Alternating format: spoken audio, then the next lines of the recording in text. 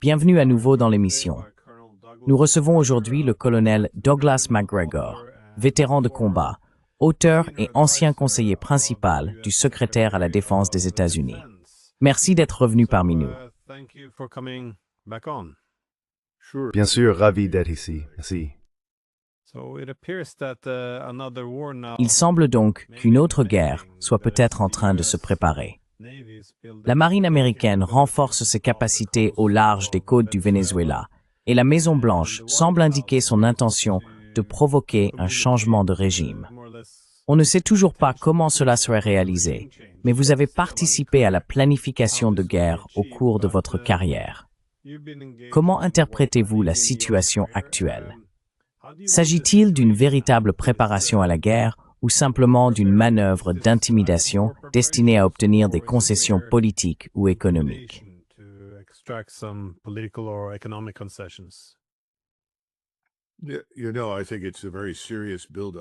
Vous savez, je pense que c'est une montée en puissance très sérieuse. Elle est conçue pour faire bien plus que simplement intimider. Je pense qu'il y a une volonté d'intervenir au Venezuela. Gardez à l'esprit que nous avons des plans pour ce genre de choses qui dorment sur les étagères depuis des années. Ce n'est pas vraiment nouveau, loin de là. Le Venezuela a toujours été une cible potentielle, disons-le ainsi, compte tenu d'Hugo Chavez, qui a précédé Maduro, de son idéologie et de ses liens potentiels avec la Chine et la Russie. Donc je pense malheureusement que nous sommes en route vers une forme d'intervention. Et je ne sais pas laquelle, car encore une fois, comme j'essaie de le faire remarquer aux gens, la taille du pays est si immense qu'il est difficile d'imaginer comment 16 000 soldats de l'armée et 2 500 ou 3 000 marines pourraient vraiment faire une différence.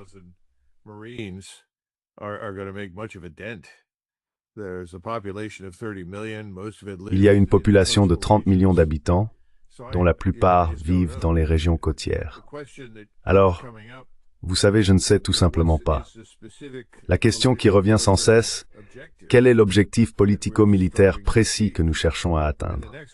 Et la question suivante, une fois que cet objectif est défini, et je ne suis pas sûr de savoir lequel c'est de savoir s'il est réalisable. Pouvons-nous y parvenir? Vous savez, la guerre, comme tout le monde, doté d'un minimum de bon sens, le souligne, est si imprévisible dans sa nature qu'on se demande exactement ce que nous voulons faire. Et nous pourrons en parler davantage. Il y a beaucoup de choses qui circulent à Washington dont nous pouvons discuter.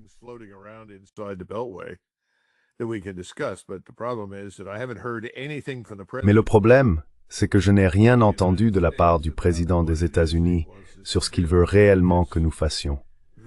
En fait, ça rappelle beaucoup la croisade de LBJ pour intervenir au Vietnam. Il n'a jamais dit précisément ce que nous allions faire là-bas. Eh bien, nous allons soutenir le gouvernement légitime et combattre le communisme. Eh bien, ça, je sais pas. C'est un slogan, pas un objectif militaire. Et je pense que nous avons fait cela pendant des années et des années, sans grand résultat. Donc ma question est, quel est précisément notre objectif? Peut-être ont-ils décidé que le dire à qui que ce soit le mettrait en danger, alors ils ne le feront pas. Je ne sais pas, Glenn.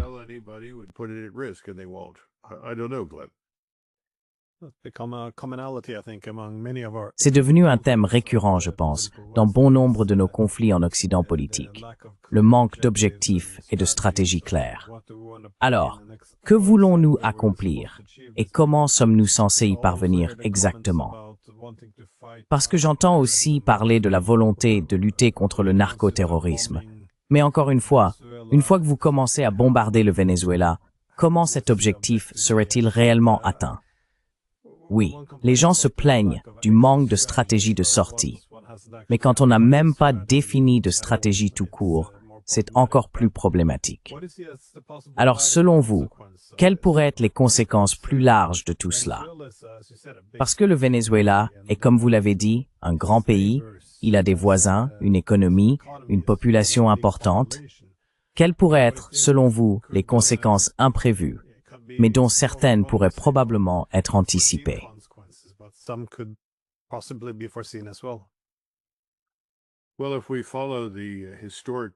Eh bien, si nous suivons le schéma historique, nous avons déjà infiltré le Venezuela avec un grand nombre d'agents de la Central Intelligence Agency. Il se peut aussi que nous recevions l'aide d'autres services, notamment du MI6. Je n'en suis pas sûr. Maintenant, que feront ces agents de la CIA en coopération avec des forces potentiellement mercenaires? Les forces mercenaires sont faciles à recruter. Le problème, c'est qu'elles ne sont pas toujours très fiables. Mais si l'on cherche à déclencher une guerre, elles peuvent certainement provoquer quelque chose. C'est donc probablement en préparation en ce moment, si ce n'est pas déjà en cours. Ensuite, il y a un deuxième élément. Nous avons maintenant 2 destroyers russes ancrés au large des côtes du Venezuela. Et la question est, qu'est-ce que cela signifie?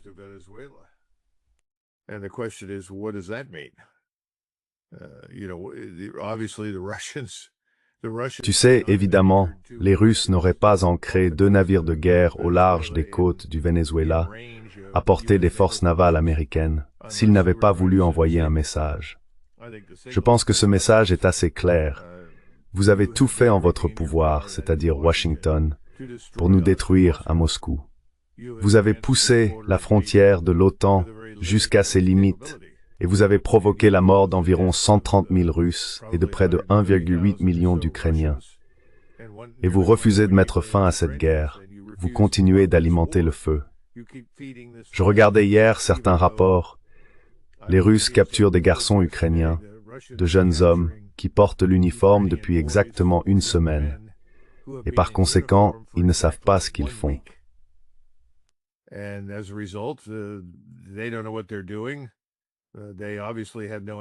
Ils n'ont évidemment aucune envie de rencontrer leur créateur à ce stade, donc un grand nombre d'entre eux se rendent. Les Russes demandent, vous savez, qu'est-ce que vous faites? Eh bien, ils ont renoncé à essayer de nous convaincre de reculer et de mettre fin à tout cela. Maintenant, ils disent qu'ils ne vont pas nous laisser nous en tirer après ce que nous avons fait en Ukraine et au Venezuela. Et voici le nouveau soi-disant monde multipolaire. L'ordre libéral, post-fondé sur des règles. Ce qui me fait toujours rire, car je n'ai jamais vu la moindre preuve de véritables règles, à part celles que nous voulions imposer. En fin de compte, je pense que cela pourrait nous exploser au visage.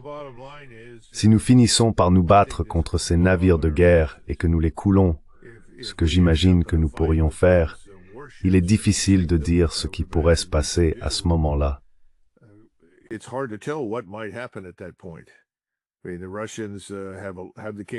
Je veux dire, les Russes ont la capacité de cibler tout, essentiellement de la Lituanie jusqu'à la Roumanie, et de la Pologne jusqu'à la frontière avec la France. Et ils pourraient le faire, ils pourraient causer énormément de dégâts en très peu de temps. Donc je pense que c'est en quelque sorte la goutte d'eau pour les Russes.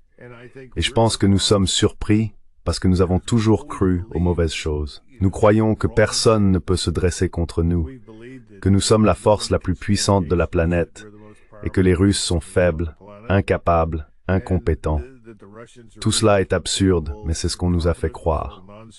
C'est une situation désespérée et très dangereuse en ce sens.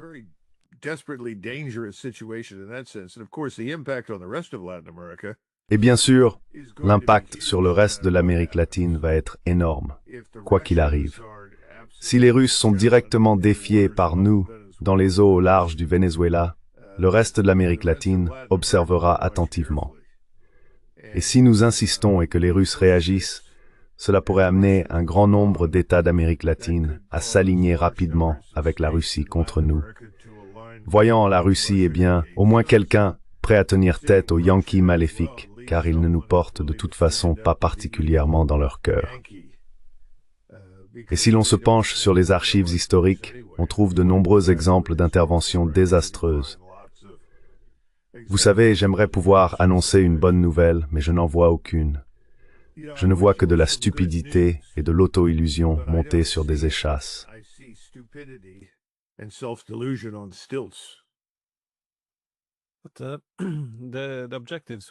Mais les objectifs, ou du moins certains des buts qui semblent être en préparation, sont évidents. Le Venezuela possède de nombreuses ressources naturelles et certains politiciens américains ont suggéré qu'étant donné toutes ces ressources, il est très peu amical de la part du Venezuela de s'aligner aussi étroitement sur les Russes et les Chinois. Voyez-vous l'objectif non seulement comme une tentative d'obtenir un plus grand contrôle sur ces ressources, mais aussi comme un effort pour détacher le Venezuela de ses autres centres de pouvoir?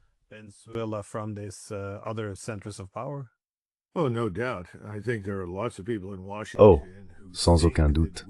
Je pense qu'il y a beaucoup de gens à Washington qui croient que nous possédons tout l'hémisphère occidental et que personne ne peut y pénétrer, quelles que soient les circonstances, sans notre autorisation expresse.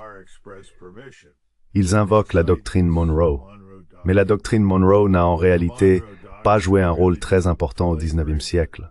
Contrairement à ce que beaucoup de gens pensent, nous n'étions pas en mesure de l'appliquer. En fait, on pourrait très bien soutenir que la Royal Navy, du moins jusqu'à la guerre de sécession, a fait un excellent travail pour faire respecter la doctrine Monroe, car la Royal Navy ne voulait pas que d'autres puissances européennes interviennent sur le continent nord-américain. Non, je pense que le fond du problème est le suivant. Nous avons décidé, pour une raison ou une autre, et j'ai entendu plusieurs explications.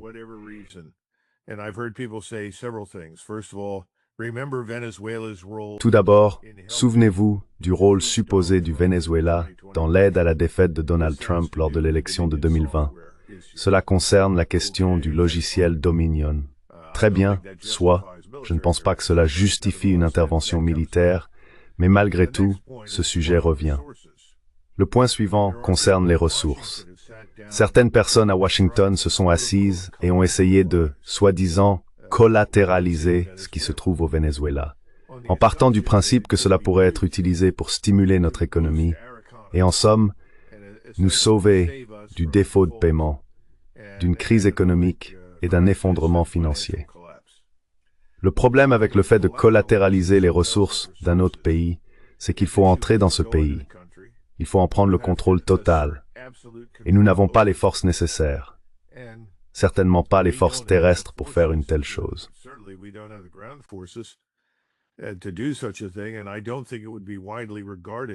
Et je ne pense pas que cela serait largement considéré comme légitime aux yeux du monde. Cela me rappelle presque l'arrivée d'Hernán Cortés au Mexique. Son objectif était très clair, trouver autant d'or que possible, l'extraire et l'expédier en Espagne. En un sens, on pourrait dire que cela ressemble à une opération Cortés. Je ne pense pas que cela fonctionnerait ainsi, et je ne pense pas que ce soit nécessaire. Mais encore une fois, certaines personnes sont contrariées, comme vous le soulignez, par le fait que la Russie et la Chine y ont des investissements. Les deux en ont. Les Russes et les Chinois ont des entreprises qui opèrent au Venezuela. Par conséquent, lorsque Maduro a fait son offre à Trump, dont tous ceux à qui j'ai parlé disent qu'ils ne peuvent pas partager les détails, mais qu'elle était très, très généreuse et lucrative.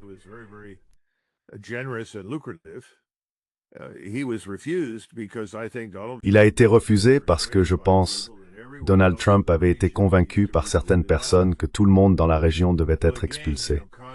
Eh bien, encore une fois, vous savez, contrairement aux absurdités de la doctrine Monroe, nous avons eu les Français, les Britanniques, les Russes, les Espagnols dans l'hémisphère occidental, par intermittence, depuis très longtemps. Et nous avons réussi à faire face à cela, et nous y avons survécu. Donc je ne pense pas que ce soit une bonne excuse. Je ne vois pas non plus comment nous pourrions mettre en garantie toutes ces richesses, l'or, les émeraudes, le lithium, évidemment, que tout le monde veut exploiter, les terres rares, sans oublier le pétrole et le gaz, même si le pétrole est lourd, riche en soufre et difficile à raffiner. Cela prend plus de temps. Mais on peut toujours extraire 2 barils de pétrole au Venezuela pour le prix d'un seul baril au Texas occidental.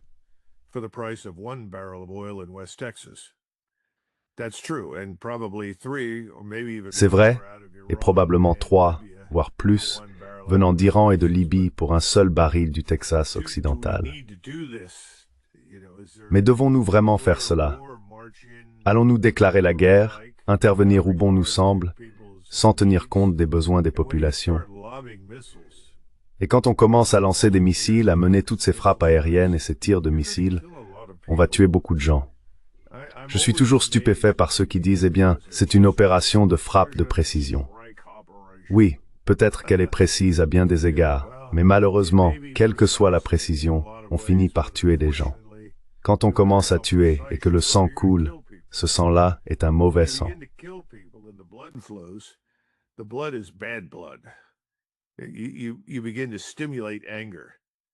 Vous commencez à susciter de la colère, vous offensez les gens de façon permanente, et il faut beaucoup de temps pour s'en remettre.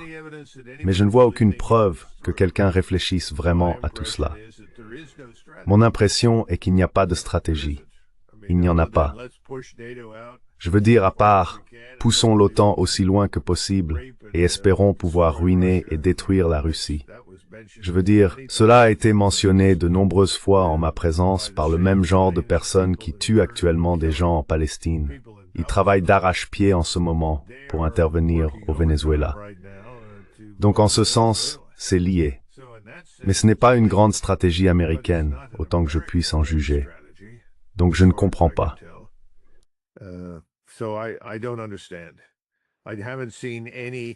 Je n'ai vu aucune preuve tangible et concrète d'une planification et d'une préparation systématique pour le cas où l'on détruirait un gouvernement, créerait l'anarchie, puis serait contraint d'intervenir pour tenter de rétablir un certain ordre.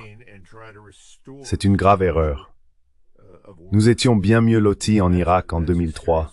Nous n'avions pas besoin d'occuper ce pays. L'armée était intacte parce que la plupart des soldats n'avaient pas combattu, et c'est ce que beaucoup de gens ne comprennent pas. Il y avait encore une administration en Irak, donc nous n'avions pas à démanteler l'administration ni à dissoudre l'armée. Tout ce que nous avions à faire, c'était de remplacer les personnes au sommet et de dire « Nous aimerions faire affaire avec vous ».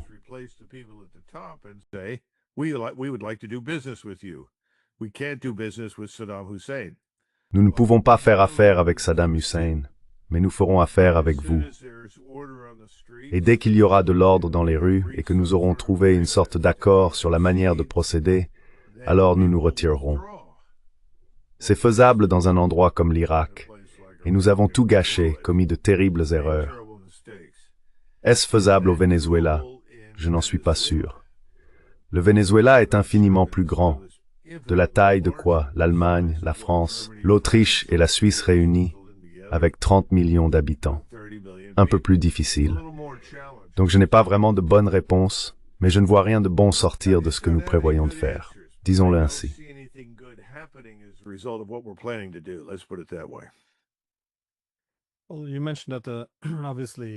Eh bien, vous avez mentionné que la Russie et le Venezuela, ces conflits sont liés.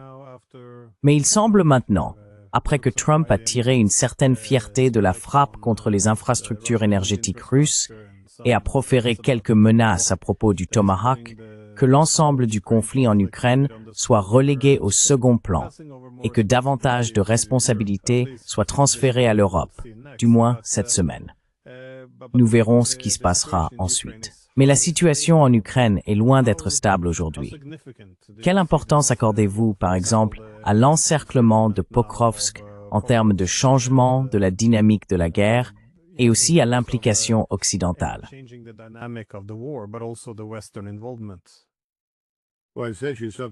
Eh bien, je t'ai envoyé quelque chose ce matin, je ne sais pas si tu l'as vu ou non. Y a-t-il de jeunes Ukrainiens?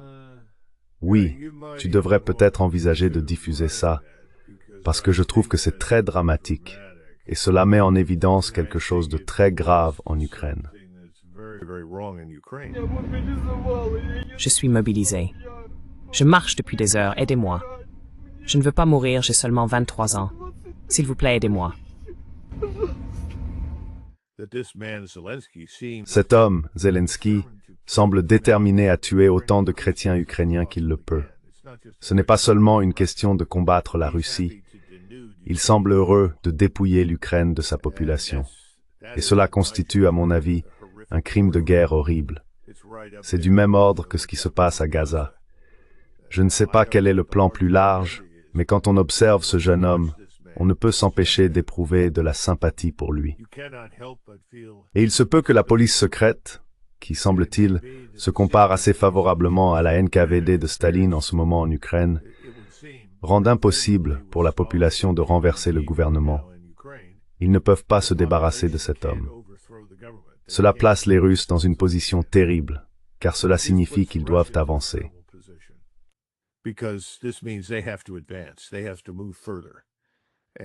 Ils doivent aller plus loin, et il semble de plus en plus qu'ils avanceront jusqu'au fleuve. Ils prendront Odessa. Maintenant, que feront-ils au-delà de cela? Ils ne veulent pas aller plus à l'ouest. Ils ne veulent pas diriger ni gouverner les Ukrainiens. Mais à un moment donné, il faut avaler la pilule et faire ce qui est nécessaire pour sécuriser son pays. Je pense que c'est la position dans laquelle se trouvent les Russes. Mais si nous en venons à nous battre avec les Russes à propos du Venezuela à cause de ces 2 navires de guerre, alors je dirais que l'ébullition lente dont vous avez parlé en Ukraine deviendra soudainement une ébullition très forte. En d'autres termes, la température montera et nous commencerons à voir l'eau s'évaporer rapidement.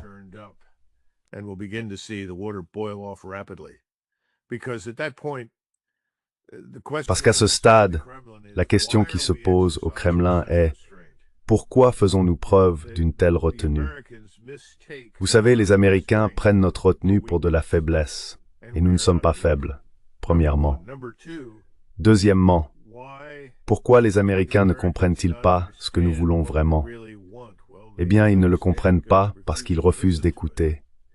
Ils ne veulent même pas envisager les intérêts de sécurité légitimes de Moscou.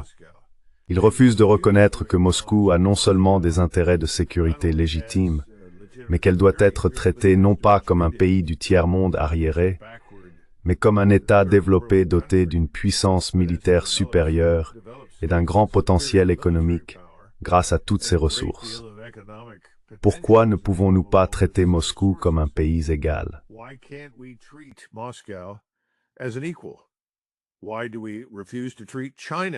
Pourquoi refusons-nous de traiter la Chine comme une égale?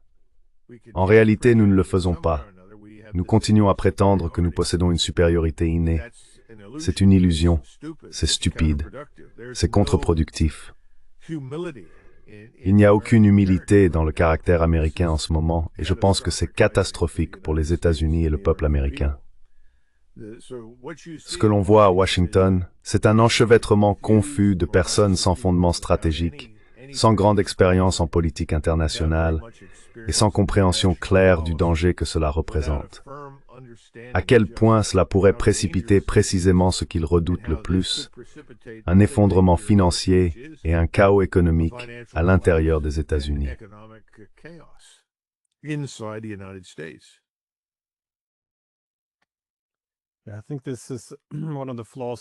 Je pense que c'est l'un des défauts de la stratégie de Trump, car il semble partir du principe que le déclin relatif des États-Unis face à la montée d'autres puissances est simplement dû à la faiblesse de divers dirigeants, et qu'il suffirait de faire preuve de suffisamment de force pour que tout s'aligne. Mais avec les Russes et les Chinois, 2 grandes puissances, il est intéressant de constater qu'ils ne voient ni la possibilité de se rallier, ni ce qu'en était de Mofor, à raison de l'espèce.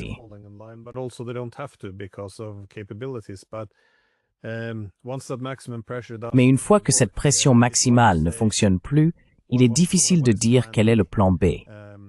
Il semble toutefois que ces derniers temps, une grande partie du ressentiment à Moscou soit davantage dirigée vers l'Europe, lorsqu'ils évoquent la nécessité d'un moyen de dissuasion plus fort et éventuellement de cibles potentielles en cas de conflit.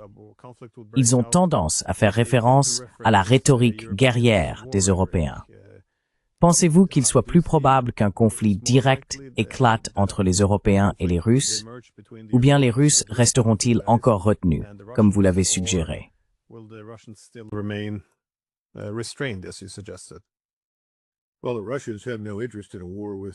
Eh bien, les Russes n'ont aucun intérêt à une guerre avec l'Europe. C'est la dernière chose à leur programme. Ils veulent la paix avec l'Europe. Ils veulent faire des affaires avec l'Europe. Donc si l'on prend la France et la Grande-Bretagne, par exemple, M. Macron a décidé d'envoyer la Légion étrangère française, environ 2000 hommes en Ukraine. Je suppose qu'ils iront à Odessa. Les Français y ont déjà une présence modeste, mais c'est à peu près tout ce qu'il peut faire. Le commandement militaire français a clairement indiqué qu'il n'était pas en mesure d'envoyer quoi que ce soit d'autre, et je pense qu'il y aura une forte résistance à cette idée. Je pense qu'une situation similaire se présente actuellement à Londres.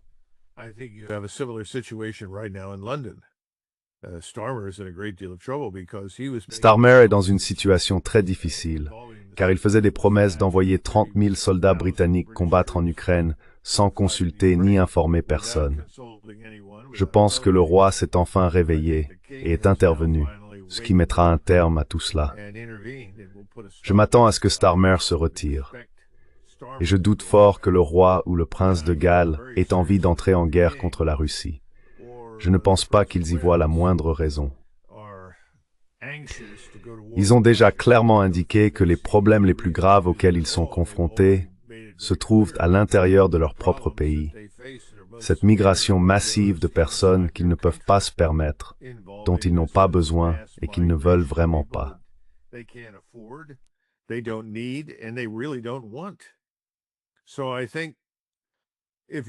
Donc je pense que si vous êtes le président Poutine, l'une des choses qu'il a conseillé en privé, j'en suis presque certain, c'est la patience à l'égard de l'Europe.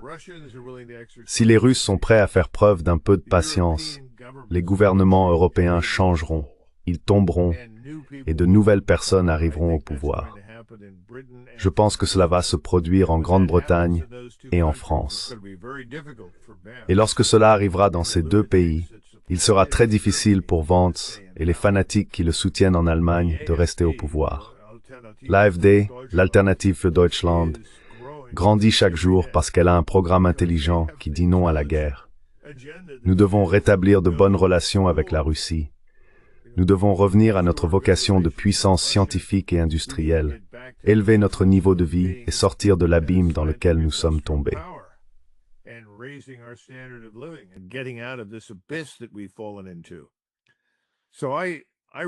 Je pense vraiment que les Russes, du moins en ce qui concerne l'Europe, ont adopté une bonne position.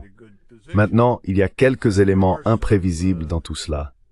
L'un d'eux, c'est la Pologne. Ce nouveau président, Nowrocki, je pense qu'il est assez sensé sur certains points, mais il a refusé de franchir le pas et de rompre fondamentalement avec ses prédécesseurs. Il doit s'en débarrasser. Et cet homme, Tusk, doit s'en aller. Ils doivent se débarrasser de ces mondialistes qui veulent entraîner la Pologne dans une guerre dont elle n'a ni besoin ni envie. Donc je ne sais pas ce qui va se passer en Pologne. Je pense que nous devons observer cela de très très près, au moins aussi attentivement que ce qui se passe à Berlin.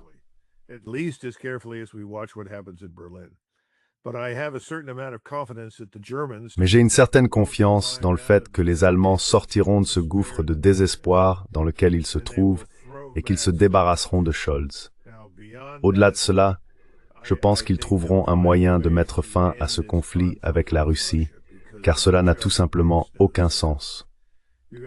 Il y a la Slovaquie et la Hongrie, et dans une moindre mesure la Serbie, même si la Serbie a malheureusement joué sur les deux tableaux. Néanmoins, sa population est très pro-russe. Et je pense que les Hongrois et les Slovaques ne sont pas nécessairement pro-russes, ils sont pro-paix. Ils sont simplement anti-guerre et ne voient aucune raison d'aller se battre. La population en Roumanie est assez similaire.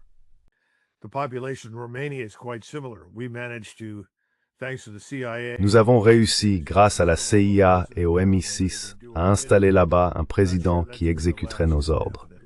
Je ne suis pas sûr que cela dure indéfiniment.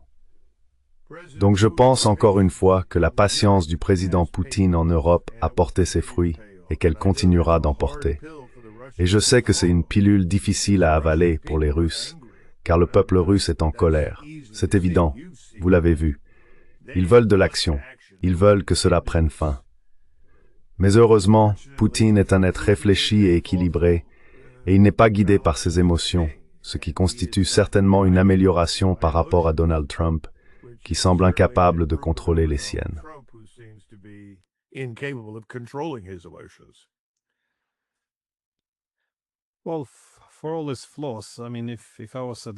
Eh bien, malgré tous ces défauts, je veux dire, si je conseillais Trump, je lui suggérerais que, puisque la guerre par procuration échoue, la décision la plus intelligente serait de la confier aux Européens.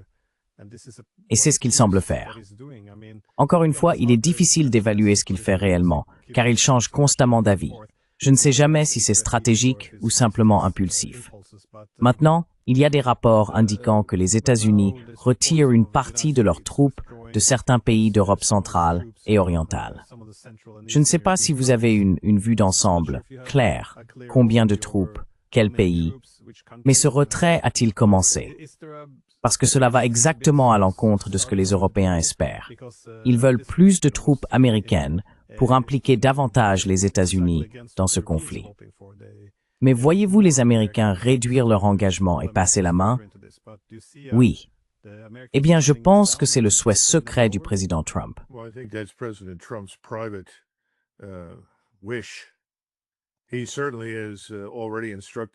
Il nous a déjà ordonné de retirer tout le personnel, à l'exception d'une équipe réduite, pour ainsi dire, de Bulgarie et de Roumanie. Je pense qu'il aimerait aussi se retirer d'autres endroits. Mais souvenez-vous, il est entouré de gens qui prêchent l'inverse.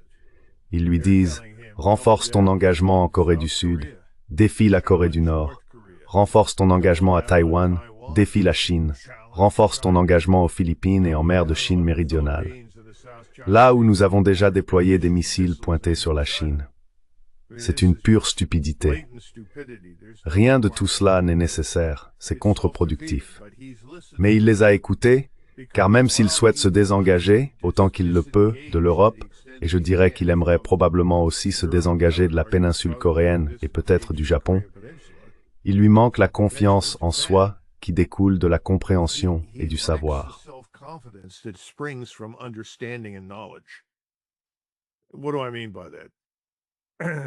Que veux-je dire par là?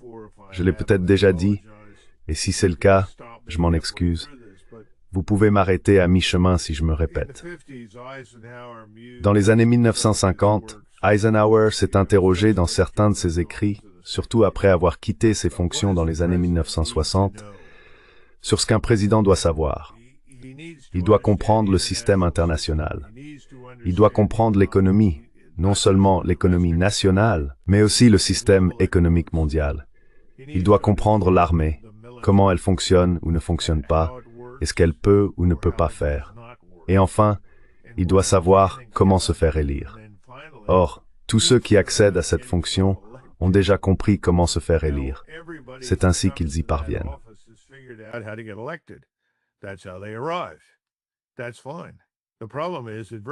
C'est très bien. Le problème, c'est que très peu de gens arrivent avec ce genre de connaissances.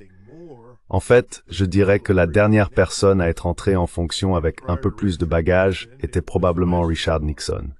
Et avant Nixon, c'était Eisenhower. Maintenant, JFK, John F. Kennedy, a beaucoup appris pendant qu'il était en poste, et je pense que s'il avait été élu pour un second mandat, il aurait été bien plus efficace et aurait fait un excellent travail. Malheureusement, cela ne s'est pas produit. Mais les autres n'ont rien appris. Ils ne sont pas vraiment intéressés. Et je pense que cela s'applique à Donald Trump. Je veux dire, Trump préférerait de loin assister à un combat de catch à Las Vegas plutôt que de s'asseoir avec des dirigeants étrangers pour discuter de quoi que ce soit.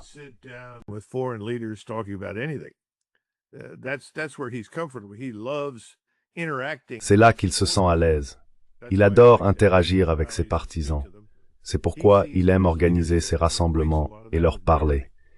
Il considère cela comme du leadership et assimile beaucoup de cela à la gouvernance. Malheureusement, cela ne fonctionne pas ainsi. Nous nous attendons donc à ce qu'il embrasse essentiellement la grandeur. Maintenant, qu'est-ce que je veux dire par là? La grandeur signifie que vous reconnaissez les limites de votre pouvoir, les limites de vos intérêts. Vous savez, ça remonte à Palmerston, qui disait que l'Empire britannique n'a que des intérêts permanents, pas d'alliés permanents, pas d'amis permanents, seulement des intérêts permanents.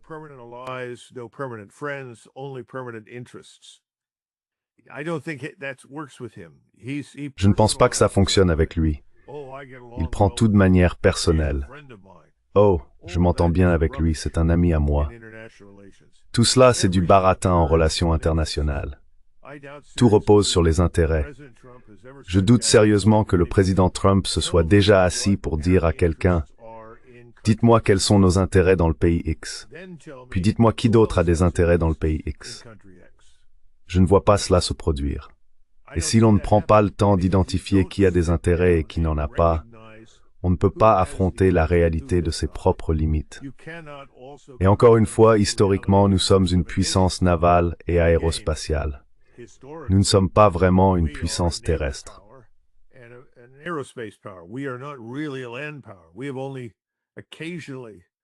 Nous n'avons que rarement levé de grandes armées pour combattre, en réalité seulement pendant la guerre de sécession. Ce que nous avons fait pendant la guerre hispano-américaine était assez modeste. Puis nous sommes arrivés à la Première Guerre mondiale et à la Seconde Guerre mondiale, et nous avons commencé à maintenir des forces terrestres plus importantes pour rester en Europe. C'est terminé, et je pense qu'il comprend que c'est terminé. Mais traduire cela en quelque chose de positif, en une nouvelle structure mondiale, est quelque chose qu'il n'est pas prêt à faire. Je ne pense pas qu'il soit enclin à raisonner de cette manière, parce que tous ceux qui l'entourent s'accrochent avec ténacité à un ordre déjà mort. Je ne sais pas comment le dire autrement.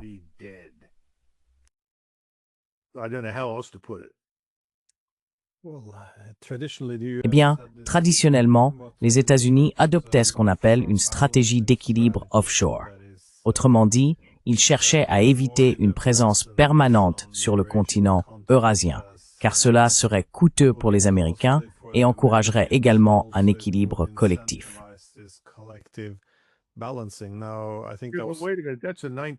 Je pense que c'est une mentalité du 19e siècle.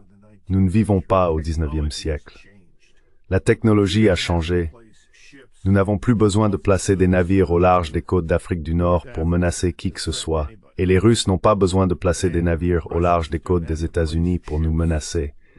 En d'autres termes, la technologie a changé. Nous avons les moyens de nous anéantir mutuellement. Fin de l'histoire, rapidement. Alors, cette histoire de « j'ai une grande marine là-dehors et tout le monde est impressionné », c'est des foutaises, de pures foutaises. Edward Luttwak, il y a de nombreuses années, en a parlé. Je crois que cela remonte aux années 1980, quand il a décrit le porte-avions qui apparaît au large du Liban, je crois que c'était là, et il a dit « quelle belle image ».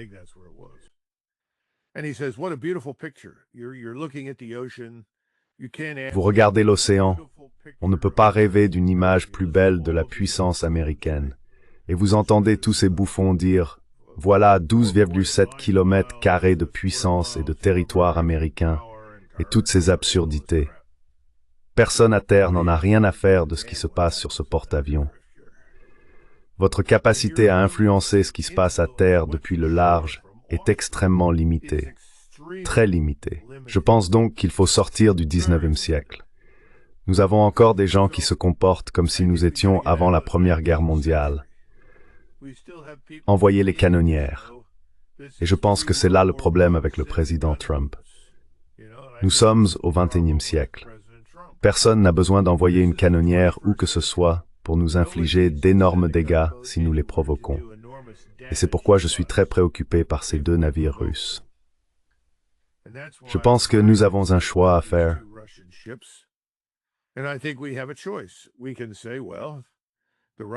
On peut dire que les Russes ont des intérêts commerciaux au Venezuela, tout comme les Chinois. Cela ne nous plaît peut-être pas.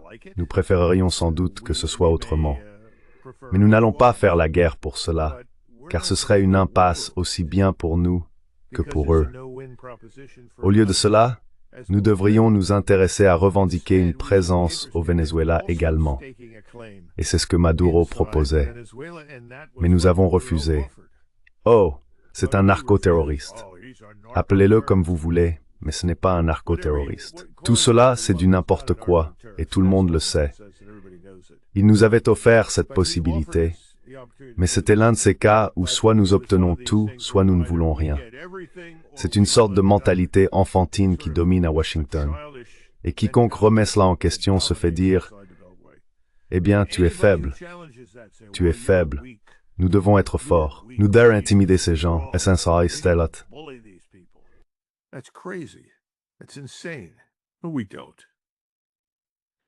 Mais non. Penses-tu cependant, tu as mentionné peut-être le passé de Trump dans l'industrie du divertissement, l'importance qu'il accorde aux relations personnelles, mais aussi à la mise en scène et à l'image. Il est très attaché à tout cela. Penses-tu que cela le rende vulnérable, disons aux grands coups, quand ses conseillers viennent le voir avec ses plans ambitieux, du genre « jetons l'échiquier en l'air et nous réorganiserons toutes les pièces ».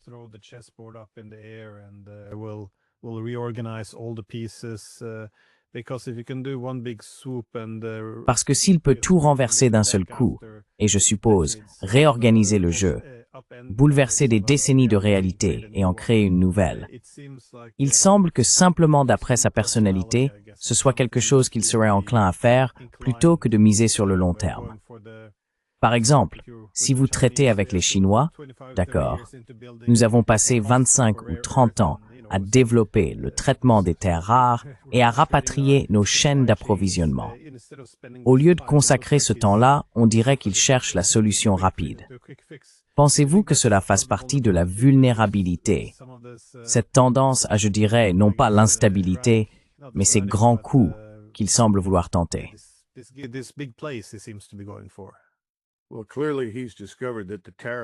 Eh bien, il est clair qu'il a découvert que la guerre des tarifs est une impasse. Ça n'a pas fonctionné. En fait, vous avez mentionné les chaînes d'approvisionnement. Ce que nous avons réussi à provoquer, c'est l'émergence de nouvelles chaînes d'approvisionnement qui ne passent plus par nous. On nous traite comme le patient zéro, comme une sorte de porteur de maladies infectieuses, et tout le monde veut s'éloigner de nous. Tout le monde veut faire des affaires avec la Chine. C'est d'ailleurs ce qui est ressorti de la dernière réunion où le président Trump est apparu avec Xi et tous les autres. Il est allé au Japon et il était tellement heureux. Ils lui ont offert un tout nouveau jeu de club de golf, peut-être les plus chers et luxueux de l'histoire. Ils lui ont dit oui, nous allons investir aux États-Unis. Bien que maintenant, après la réunion, il s'accorde plus à l'échelle. Il espérait next thing.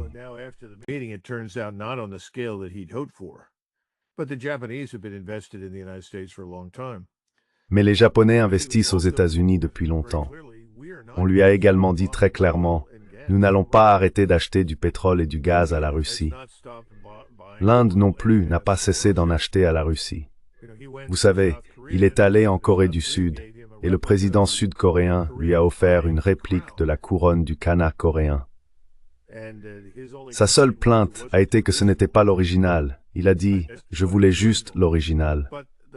Mais le fait est que les gens ont appris à le manipuler et il adore être flatté. L'une des scènes les plus frappantes et franchement déprimantes a été ces réunions du cabinet où les membres se bousculent pour dire au président « Waouh, grâce à votre brillante direction, vous avez sauvé l'Amérique. » Très bien, parfait.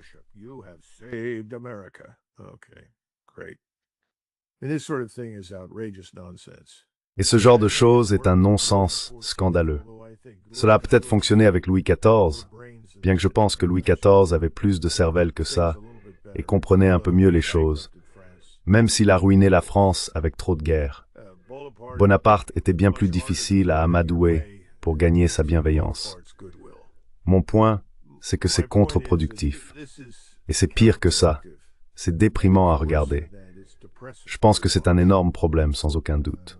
Tous ceux qui ont travaillé avec lui savent que c'est comme ça qu'on avance. On le flatte, on lui dit à quel point il est merveilleux, à quel point il est brillant, à quel point tout le monde dépend de lui, et comment il a apporté le bien et le bonheur à tous.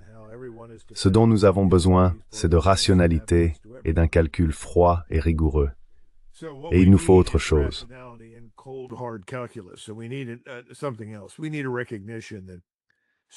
Nous devons reconnaître que parcourir le monde en bateau et déclencher des guerres contre des peuples que nous n'aimons pas est une mauvaise idée. Nous devons trouver une meilleure voie à suivre. Nous sommes au XXIe siècle, pas au début du XIXe ni du XXe. Les choses ont changé. Nous devrions nous concentrer sur la gestion décisive de notre dette. Cela signifie nous asseoir avec ceux qui la détiennent et parvenir à une forme de résolution sur la distance que nous voulons parcourir à l'avenir et sur la part qu'ils sont prêts à annuler en fonction des politiques que nous disons vouloir mener.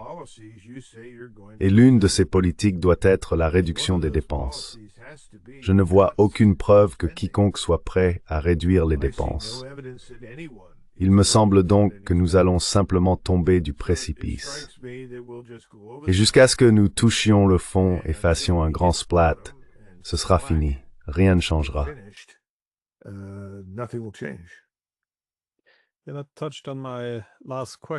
J'ai abordé ce sujet dans ma dernière question, car toute cette discussion sur l'adaptation à des réalités multipolaires, d'ailleurs, ça s'applique aussi beaucoup aux Européens, devrait viser à ce que tout cela puisse désormais se faire de manière organisée.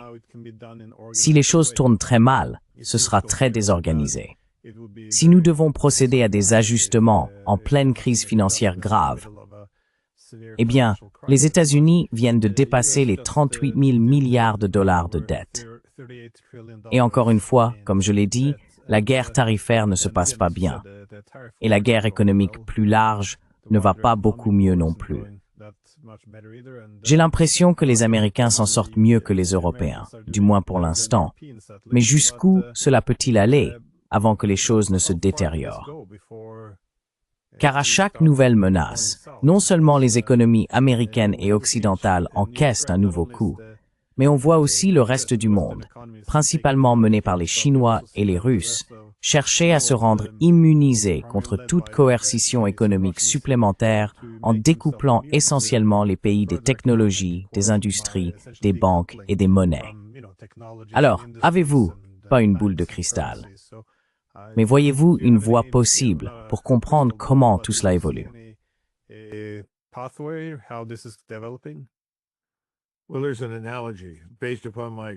bien, il y a une analogie fondée sur mon expérience dans l'armée.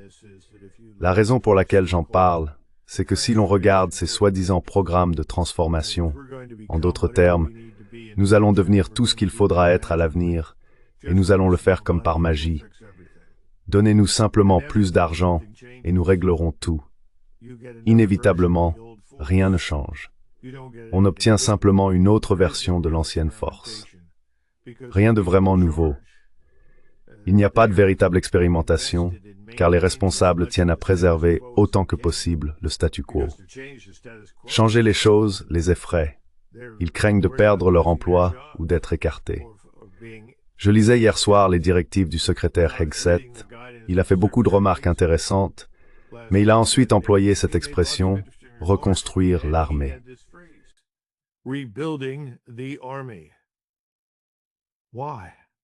Pourquoi? Que veux-tu reconstruire?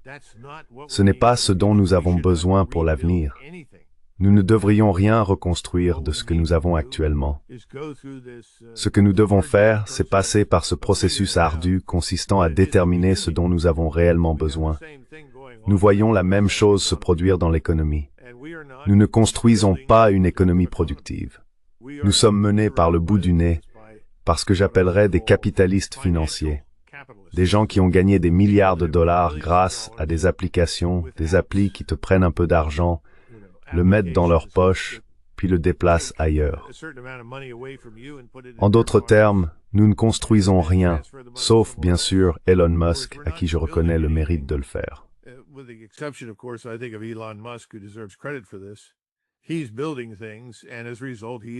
Il construit des choses, et par conséquent, il crée de l'emploi. Ce qu'il construit est productif, dans le sens où cela pourrait devenir, à long terme, un pilier de notre économie, d'un point de vue fondamental. Mais le reste, non, pas vraiment. Et nous n'avons rien réfléchi en profondeur. Je suis constamment submergé par des gens qui me posent des questions sur les terres rares, et je m'y intéresse depuis un certain temps déjà, au moins depuis quelques années. C'est comme mettre un pansement sur une plaie béante. Il n'y a aucune approche stratégique cohérente à Washington. Il n'y a pas de stratégie scientifique et industrielle, pas de stratégie de haute technologie, pas de stratégie agricole. Vous savez, nous produisions autrefois plus de nourriture que presque n'importe qui d'autre sur la planète. Pourquoi ne le faisons-nous plus aujourd'hui?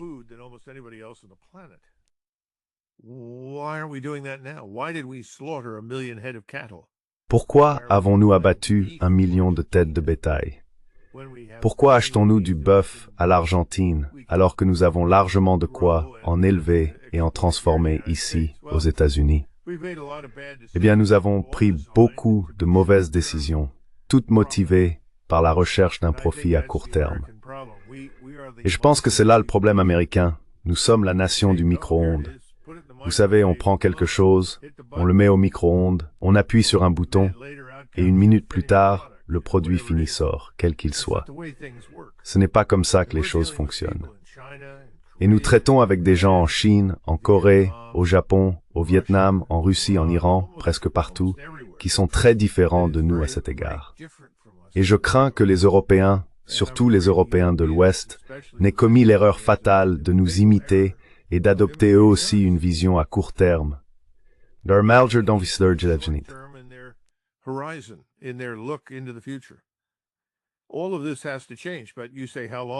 Tout cela doit changer. Mais vous demandez combien de temps cela va-t-il durer et quand cela arrivera-t-il? Cela s'arrêtera quand cela ne pourra plus continuer, quand tout se bloquera. C'est comme une vieille locomotive. Il est évident qu'il en faut une nouvelle. Il faut retirer celle-ci des rails et en mettre une autre pour tirer le train. Personne ne veut s'arrêter. Oh, cela prendra trop de temps, c'est trop cher. Nous pouvons simplement faire quelques petits ajustements à la marge. Tout ira bien. Cela ne fonctionne pas comme ça. Notre locomotive est en grande difficulté, elle est à court de vapeur. Mais personne ne veut l'admettre. À la place, nous nous levons et disons, nous sommes les plus grands, nous avons le meilleur, nous sommes ceci, nous sommes cela, personne ne peut nous résister.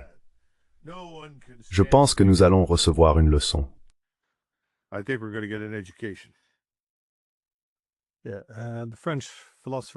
Le philosophe français Emmanuel Todd avance l'idée qu'il appelle micro-militarisme, selon laquelle un pays s'en prend à de petites cibles militaires pour exprimer sa grandeur. Historiquement, dit-il, on observe souvent ce phénomène pendant les périodes de déclin. Comme vous l'avez suggéré, si l'on doit rappeler à tout le monde à chaque instant à quel point on est grand, c'est peut-être que nous perdons justement cette grandeur.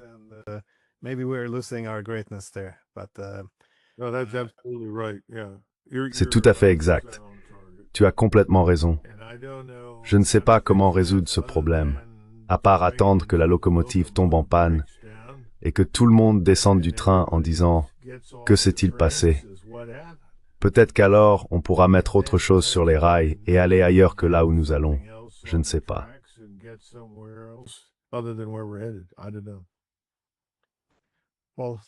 Eh bien, merci beaucoup d'avoir pris le temps. J'aime toujours connaître votre point de vue et profiter de vos réflexions. Merci encore. Bien sûr. Merci Glenn, au revoir.